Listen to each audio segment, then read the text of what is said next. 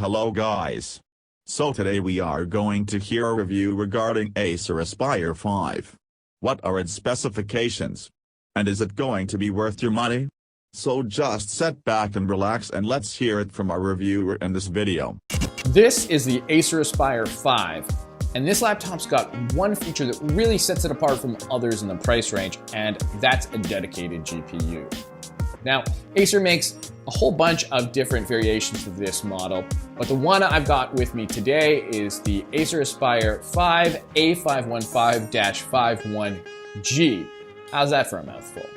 Now, this model ships with an Intel Core i5-8250U, a 15.6-inch IPS display, 8 GB of RAM, a 256 GB SSD, and an NVIDIA GeForce MX150 with 2 GB of memory. It sells for $899 in Canada, and in the US you can get a similar model with a more powerful i7-8550U processor for $799. There's no aluminum unibody enclosure here, though that's not surprising for the price. It's an entirely plastic construction, but it's really solid and there's very little flex. I'm comfortable picking it up in one hand, though it's a little bit heavy at 2.2 kilograms or 4.85 pounds.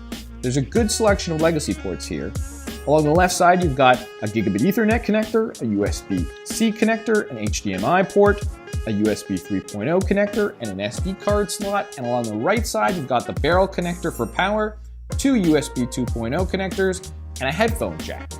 Though it's got the legacy ports covered, there's no Thunderbolt 3 here, and you can't charge via USB-C.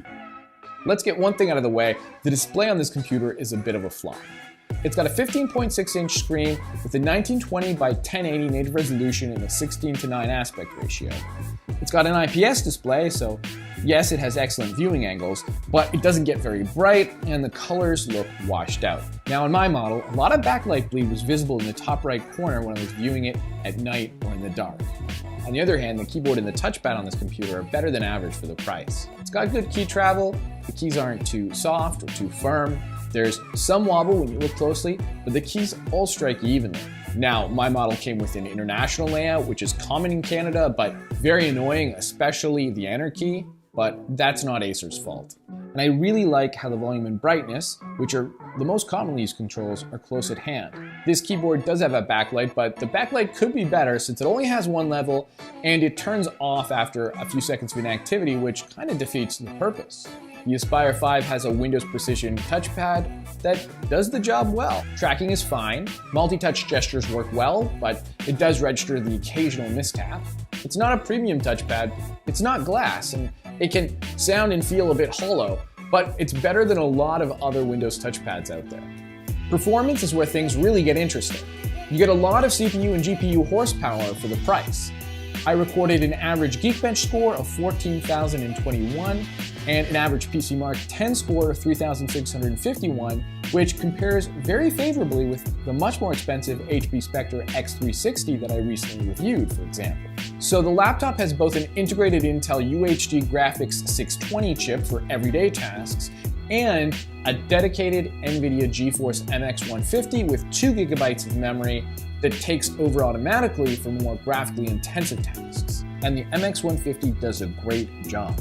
On several tests, it turned in 3D Mark scores that were more than 3 times better than the UHD 620. In case you're interested, all of my detailed benchmarks, including my 3D Mark results, can be found in the description below. And what about real-world gaming?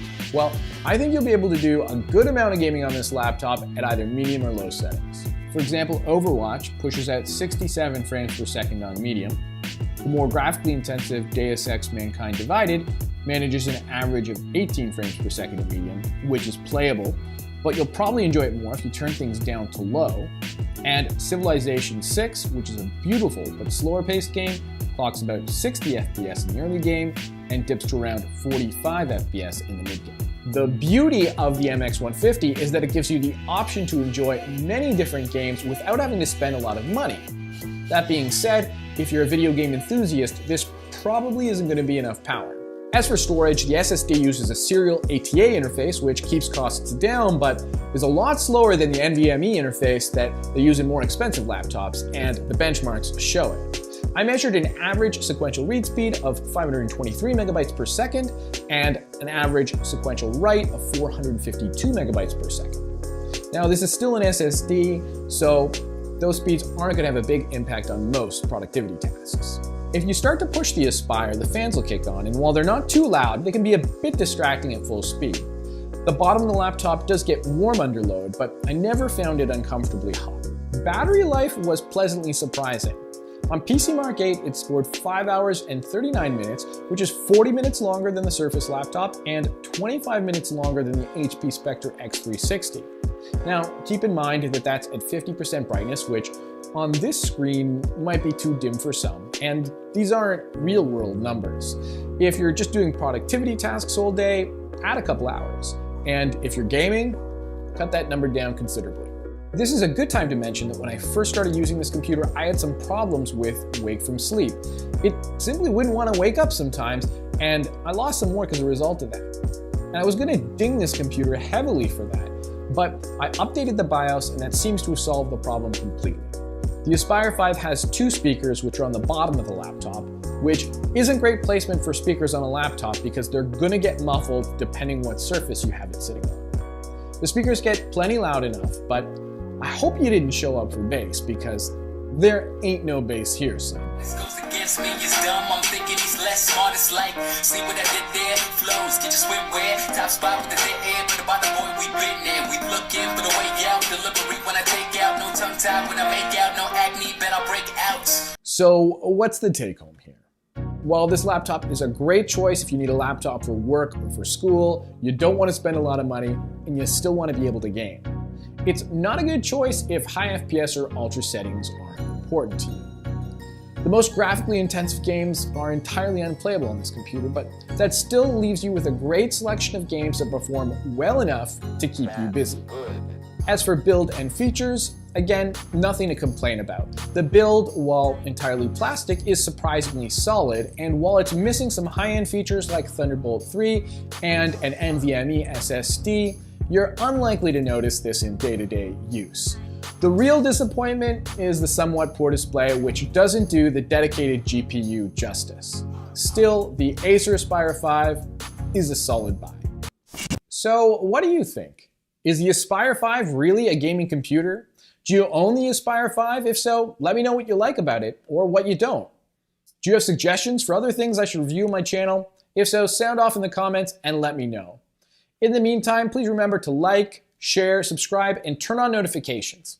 Thanks for watching, and we'll see you next time.